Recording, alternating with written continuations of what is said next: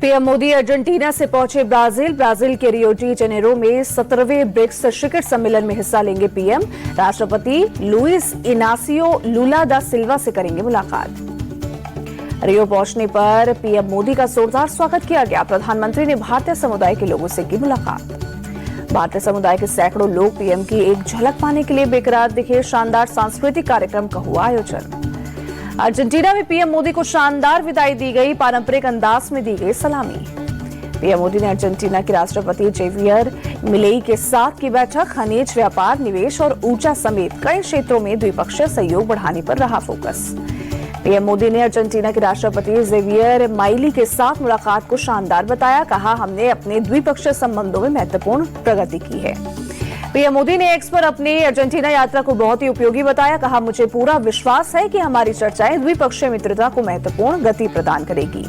प्रधानमंत्री ने Buenos Aires में महात्मा गांधी को श्रद्धांजलि अर्पित की। कहा, पूरी दुनिया में बापू के विचार गूंजते हैं। उनके महान आदर्श हमेशा मानवता का मार्गदर्शन करेंगे।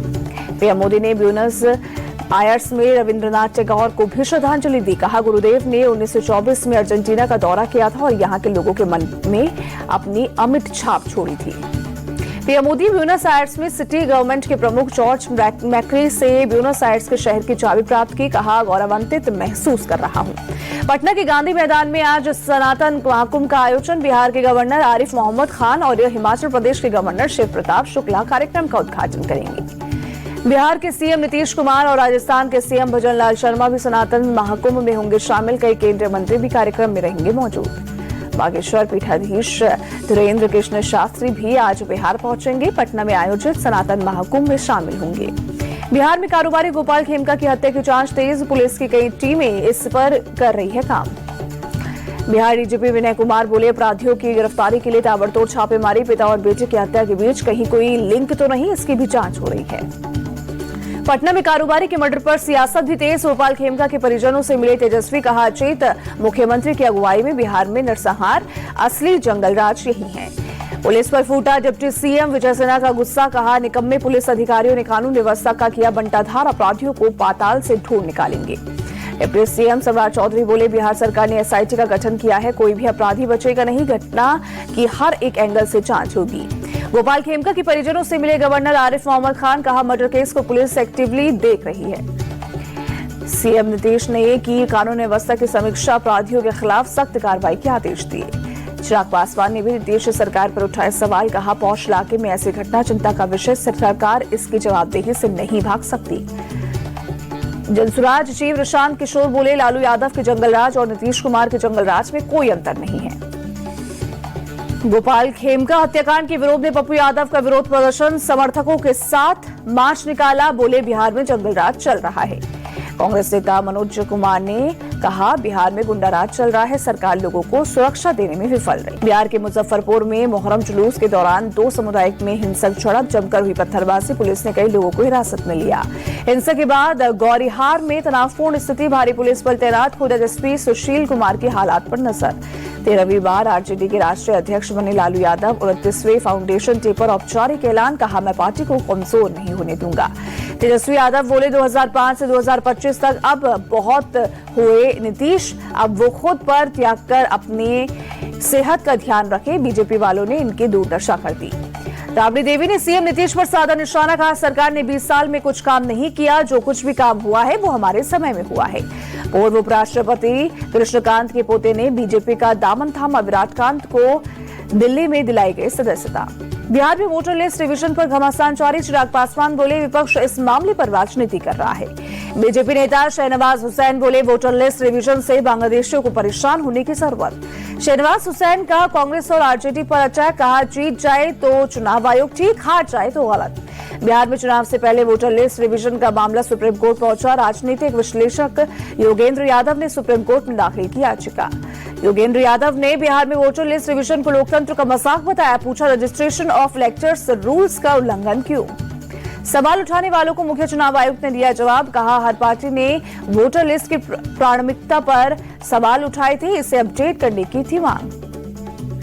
बीजेपी ने कांग्रेस और आरजेडी पर साधा निशाना, कहा ये लोग हार रहे इसीलिए वोटर लिस्ट रिविजन को मुद्दा बना रहे हैं। ठाकरे ब्रदर्स के साथ आने पर बोले संजय राउत, उद्धव और राष्ट्र साथ आकर मराठी मानुष को देंगे दिशा। उद्धव राज की विजय रैली पर सीएम देवेंद्र फडणवीस का तंज, कहा मराठी उत्सव नहीं रोदाली सभा थी, मराठी भाषा पर एक बात नहीं की गई। राज ठाकरे के बयान पर भी फडणवीस ने ली चुटकी, चलो मेरी वजह से दोनों भाई तो मिले, बाबा साहेब का आशीर्वाद मुझे भी मिला। राज ठाकरे और उद्धव ठाकरे को लेकर बोले डिप्टी सीएम एकनाथ शिंदे, एक ने मराठी भाषा पर बातचीत की तो दूसरे ने केवल अपना झंडा और अपनी राजनीति पर बात की। महाराष्ट्र के मंत्री चंद्रशेखर बावनकुले बोले राज ठाकरे के मंच पर उद्धव ने की जाति की राजनीति। बीजेपी विधायक प्रवीण दरेकर की दो टुक, मराठी भाषा किसी की जागीर नहीं, हमारे साथ खड़ी है महाराष्ट्र की जनता। भाषा विवाद पर बोले सपा चीफ अखिलेश यादव, देश के सभी भाषाओं का होना चाहिए सम्मान, लेकिन उत्तर भारतीयों का अपमान बर्दाश्त नहीं। आज उद्धव के साथ आने पर कांग्रेस का तंज, कहा पॉलिटिकल संदेश देना था मकसद, राज ठाकरे कब तक इस भूमिका में रहेंगे देखना होगा। एमएनएस कार्यकर्ताओं को गुंडागर्दी करना पड़ा भारी, पुलिस ने 5 कार्यकर्ताओं को गिरफ्तार किया। बिजनेसमैन सुशील केटिया के दफ्तर में की थी तोड़फोड़। भाषा के विवाद पर बोले कवि कुमार विश्वास, भाषाएं नफरत नहीं प्यार फैलाती हैं, मराठी, गुजराती, कन्नड़, तमिल या तेलुगु सभी बहुत समृद्ध भाषाएं हैं। पश्चिम बंगाल के सीएम ममता बनर्जी ने मोहर्रम को लेकर सोशल मीडिया पर लिखा, लोगों से शांति और सद्भाव बनाए रखने को कहा।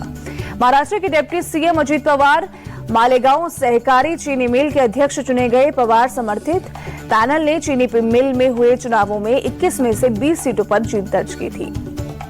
बेंगलुरु दौरे पर केंद्रीय मंत्री Piyush Goyal, aerospace special economic zone का दौरा किया। भगोड़े नीरव मोदी का छोटा भाई नेहल मोदी अमेरिका में गिरफ्तार, सीबीआई और ईडी की अपील पर हुई कार्रवाई।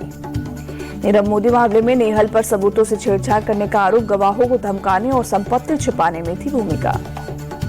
आर्म्स डीलर संजय भंडारी आर्थिक भगोड़ा अपराधी घोषित की, ईडी की याचिका पर दिल्ली कोर्ट का फैसला। अमरनाथ यात्रा के तीसरे दिन 21,109 तीर्थयात्री अमरनाथ मंदिर पहुंचे। बाबा बर्फानी के किए दर्शन, पवित्र गुफा हिंद मंदिर में पूजा अर्चना की। हिमाचल प्रदेश में मानसून ने मचाई तबाही, अब तक 75 लोगों की मौत, 288 लोग घायल हुए। महाराष्ट्र के नासिक में भारी बारिश से बुरा हाल, नदियां उफान पर, कई इलाके जलमग्न। नासिक में गोदावरी नदी ने लिया विकराल रूप, नदी के किनारे मंदिर और घाट डूबे। एमपी के श्योपुर में भी बारिश से हाल बेहाल, रेजिडेंशियल इलाकों में भरा पानी, लोगों का आना जाना मुश्किल हुआ। एमपी में भारी बारिश का साइड इफेक्ट, नरसिंहपुर को होशंगाबाद से जोड़ने वाले स्टेट हाईवे पर एक पुल बहा। जबलपुर में भारी बारिश की वजह से नर्मदा का जलस्तर बढ़ा, हालात पर प्रशासन की नजर। राजस्थान के सीकर में मूसलाधार बारिश से जनजीवन अस्त व्यस्त, सड़क से लेकर दुकानों तक पानी ही पानी, 8 जुलाई तक बारिश का येलो अलर्ट। उदयपुर में बीती रात हुई तेज बारिश, आम जनजीवन हुआ प्रभावित। बारिश की वजह से सड़कों पर लगा पानी, लोगों को आवाजाही में परेशानी। राजस्थान के सवाई माधोपुर में हुई भारी बारिश, कई इलाकों में जलभराव से जनजीवन बेहाल, सड़कों पर पानी लगने से आवाजाही प्रभावित, गाड़ियों की भी थमी रफ्तार। मध्य प्रदेश के सीधी में हुई भारी बारिश से जलभराव, सड़क पर घुटनों तक लगा पानी, सड़क किनारे दुकानों और घरों में घुसा पानी, पानी की वजह से गाड़ी भी हुई खराब। श्रीनगर में गर्मी ने तोड़े सारे रिकॉर्ड, शनिवार को अधिकतम 37 डिग्री तक पारा किया गया दर्ज। लखनऊ में दूधिया के शर्मनाक हरकत, दूध में थूकते हुए सीसीटीवी कैमरे में कैद, डिलीवरी से पहले दूध में मिलाया थूक, सीसीटीवी में कैद हुई तस्वीरें। दूधिया के खिलाफ हिंदू संगठनों ने खोला मोर्चा, गोमती नगर थाने में की पुलिस से शिकायत, कई घरों में दूध बांट रहा था शरीफ। यूपी के झांसी में महिला के मर्डर मामले में खुलासा, प्रॉपर्टी के बहू ने करवाई थी सास की हत्या। अवैध धर्मांतरण मामले में यूपी एसटीएफ की बड़ी कार्रवाई, 50,000 रुपए के इनामी जमालुद्दीन उर्फ झांगुर पीर बाबा और उसकी सहयोगी नीतू उर्फ नसरीन को किया गिरफ्तार। गाजियाबाद के जीटी रोड पर ग्रीन बेल्ट में बने मजार के आसपास के अवैध कब्जे को हटाया गया, मेयर ने मजार की जांच के आदेश दिए। गाजियाबाद की मेयर सुनीता दयाल बोली, कब्र को मजार का रूप देकर सरकारी जमीन पर कब्जे की कोशिश थी। तेलंगाना के धूलपेट में एसटीएफ ने एक शख्स को गिरफ्तार किया, अपने पूजा कक्ष में गांजा छिपाकर रखा था। मुरादाबाद में पुलिस ने किया फ्लैग मार्च, मुहर्रम को देखते हुए सुरक्षा व्यवस्था का लिया जायजा। सीतापुर में मुहर्रम का निकाला गया जुलूस, बड़े पैमाने पर शामिल हुए लोग। ग्वालियर में मुख्यमंत्री मोहन यादव ने जगन्नाथ रथ यात्रा में लिया हिस्सा, लोगों का उमड़ा हुजूम। एजबस्टन टेस्ट में भारत की एक पकड़ मजबूत, 608 रन के लक्ष्य का पीछा करते हुए इंग्लैंड ने 72 रन पर 3 विकेट गंवाए। खेल के 5वें और आखिरी दिन आज इंग्लैंड की जीत के लिए 536 रन की जरूरत, भारत को 7 विकेट चाहिए। भारत ने दूसरी पारी 6 विकेट पर 427 रन बनाकर घोषित की। वह इंग्लैंड के सामने जीत के लिए 608 रनों का लक्ष्य रखा। पहली पारी में बनाई थी 160 रन की बढ़त। मोहम्मद सिराज और आकाशदीप ने धारदार गेंदबाजी से इंग्लैंड को बैकफुट पर धकेला। दूसरी पारी में आकाशदीप ने 2 और सिराज ने 1 विकेट चटकाए। कप्तान शुभमन गिल ने दूसरी पारी में 161 रन बनाए। एक टेस्ट में सर्वाधिक रन बनाने वाले भारतीय कप्तान बने। विराट कोहली को भी पीछे छोड़ा। शुभमन गिल एक मैच में 400 रन बनाने वाले पहले भारतीय क्रिकेटर और कप्तान बने। सुनील गावस्कर के 244 रन के रिकॉर्ड को पीछे छोड़ा। टीम इंडिया से केएल राहुल, ऋषभ पंत और रविंद्र जडेजा ने जड़ी 50। राहुल ने 55, पंत ने 65 और रविंद्र जडेजा ने 69 रन की नाबाद पारी खेली। एजबेस्टन टेस्ट की दूसरी पारी में भी करुण नायर ने किया निराश। करुण 26 रन बनाकर ब्राइटन कास्ट का बने शिकार। इंग्लैंड के खिलाफ 4 पारियों में करुण के नाम 77 रन। भारतीय बल्लेबाज ऋषभ पंत ने रचा इतिहास। 13 देशों में 2000 रन बनाने वाले पहले एशियाई विकेटकीपर बल्लेबाज बने। यशस्वी जायसवाल भारत के लिए टेस्ट में सबसे तेज 2000 रन पूरे करने वाले बल्लेबाज बने। राहुल द्रविड़ और वीरेंद्र सहवाग को पीछे छोड़ा। टेस्ट क्रिकेट में भारत ने पहली बार एक मैच में 1000 से ज्यादा रन बनाए। एजबेस्टन टेस्ट की पहली पारी में 587, दूसरी पारी में 427 रन बनाए।